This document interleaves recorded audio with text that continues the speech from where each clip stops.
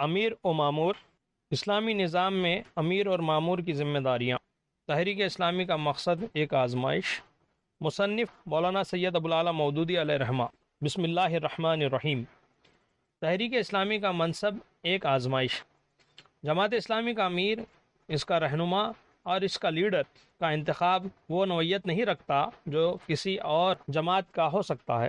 اس منصب پر جس شخص کو فائز کیا جائے وہ مبارکباد کا مستحق نہیں بلکہ اظہار ہمدردی، رحم اور ترس کا مستحق ہوتا ہے، کیونکہ اس کے اوپر ایک ایسا کام کی بھاری ذمہ داری عائد ہوتی ہے جس میں اگر اس سے کوتاہی ہو جائے یا ادائے فرض میں کسی حد تک بھی دانستہ خامی رہ جائے تو وہ دنیا میں ہی ارکان کے سامنے جواب دہ نہیں ہے، اور دنیا میں ہی جماعت کے لیے نقصان دہ نہیں بلکہ آخرت میں بھی اس کے لیے جواب دہ ہے، کیونکہ اس جماعت نے یہ کام اپنے ذمے لیا ہے کہ خدا کے دین کو اس کے زمین پر عملاً قائم کیا جائے، اور اس راستے میں جو طاقتیں بھی حائل ہو ان کے مقابلہ کیا جائے، ان کو راستے سے ہٹانے کی کوشش کی جائے، اور ان کے مذمت کرنے کی صورت میں جو آفت اور جو مصیبتیں بھی نازل ہو اس کو برداشت کرے اور عام ارکان سے زیادہ مصائب برداشت کرے۔ اسی وجہ سے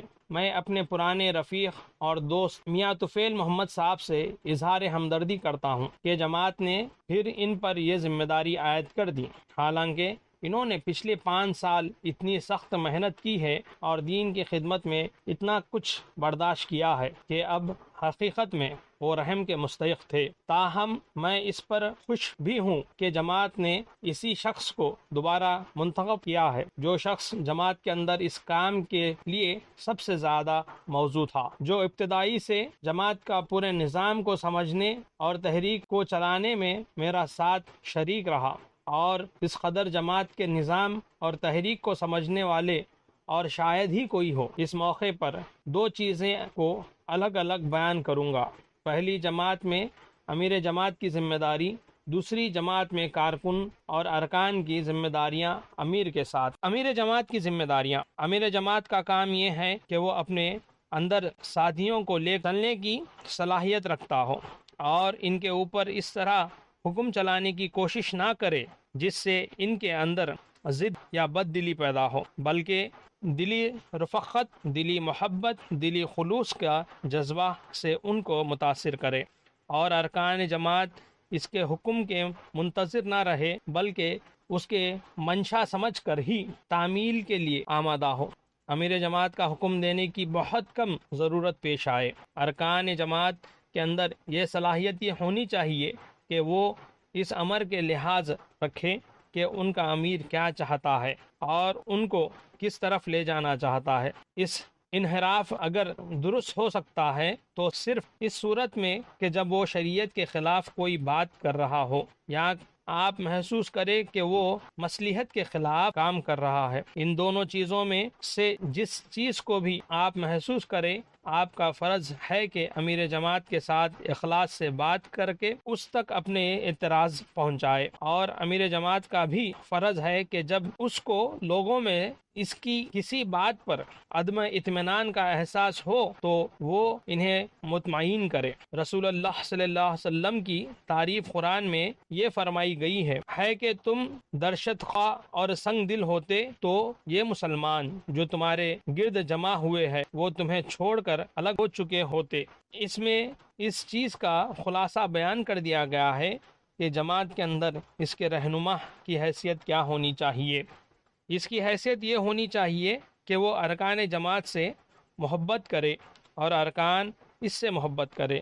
اس کی حیثیت یہ ہونی چاہیے کہ ارکان جماعت اس کے خلوص پر اعتماد کرے اور وہ ارکان جماعت کے خلوص پر اعتماد کرے۔ اس کو جماعت کے اندر رحم، شفیق، ہمدرد اور مونس غمخوار ہونا چاہیے۔ اپنی جماعت سے تعلق رکھنے والے ارکان اور کارکنان کی ہر تکلیف میں اسے ان کے ساتھ ہونی چاہیے۔ امیر جماعت کے لیے ارکان جماعت بھی دعا خیر کریں اور وہ بھی ارکان جماعت کے لیے دعا خیر کریں۔ ارکان اور کارکنان کی ذمہ داریاں۔ جماعت کے ارکان اور اس کے کارکنان سے میں کہوں گا کہ ان کا یہ کام ہے کہ وہ معروف میں اپنے امیر کی اطاعت کرے رسول اللہ صلی اللہ علیہ وسلم کا ارشاد ہے کہ جس نے میری اطاعت کی اس نے اللہ کی اطاعت کی، اور جس نے میرے امیر کی اطاعت کی اس نے میری اطاعت کی۔ ایک اسلامی نظام جماعت میں جو شخص بھی امیر ہوتا ہے، اگرچہ اس کو منتخب تو کرتے ہیں جماعت کے ارکان، لیکن حقیقت میں وہ جماعت کے اندر نائب رسول ہوتا ہے۔ اس لیے ان سب لوگوں پر جو رسول اللہ صلی اللہ علیہ وسلم کی اطاعت کرنا چاہتے ہیں، اس کی اطاعت لازم ہے۔ یہ بات واضح طور پر سمجھ لینی چاہیے کہ جماعتی فیصلے لازماً ہر شخص کی مرضی اور خواہش کے مطابق نہیں ہو سکتے۔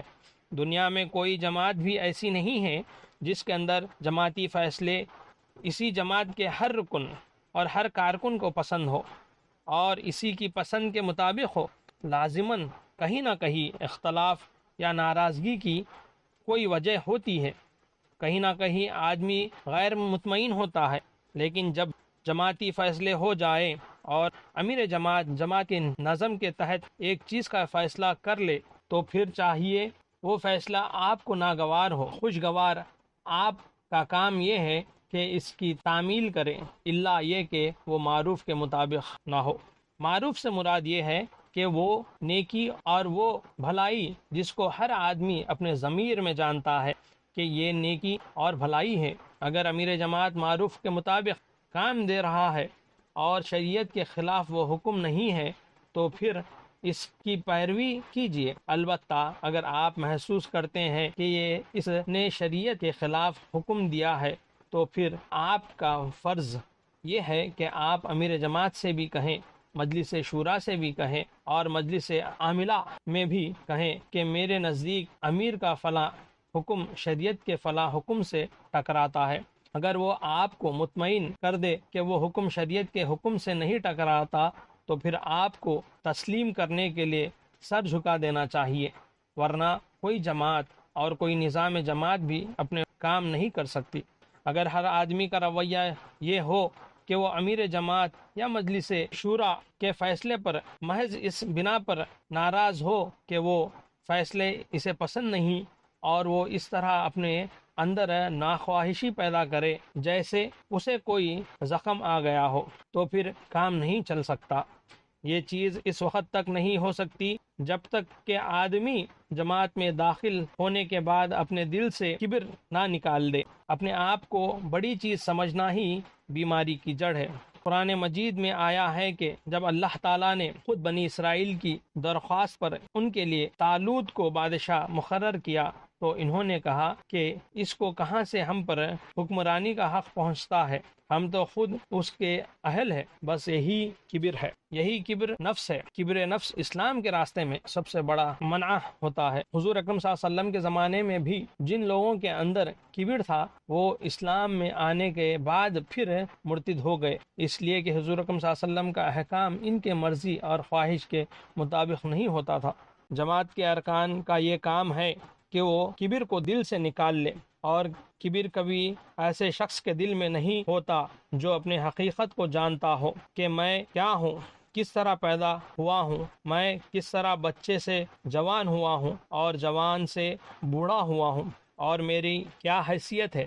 اس دنیا کے اندر ایک ٹھوکر لگ جائے تو میں ختم ہو سکتا ہوں۔ ایسا آدمی اپنے آپ کو بڑا نہیں سمجھ سکتا، اس کے دماغ میں بڑائی کی ہوا پیدا نہیں ہو سکتی۔ وہ سمجھ سکتا ہے کہ کبریائی خدا کے سوا اور کسی کے لیے نہیں ہے۔ تو جب کبر نکل جائے گا، عاجزی پیدا ہوگی، انکسار آئے گا تو آدمی اپنی حقیقت کو خود سمجھ لے گا، عرفان النفس اس کو حاصل ہوگا۔ اس صورت میں وہ اطاعت سے منہ نہیں موڑ سکتا۔ اگر جماعت کے ارکان کی اکثریت امیر پر مطمئن ہے اور مجلس شورا کی اکثریت امیر جماعت کے ساتھ ہم نوا ہو کر کوئی فیصلہ کرے تو چاہیے آپ کو گوارا ہو یا نہ گوارا اس کی اطاعت کیجیے، اس کی پیروی کیجیے، اور اپنے آپ کو یہ نہ سمجھے کہ باقی سب نالائق ہے، ایک میں ہی لائق ہوں، اس لیے کہ یہ بڑائی کا خیال ہے، اسے اپنے دماغ سے نکال دیجیے۔ صدق اللہ العلی العظیم۔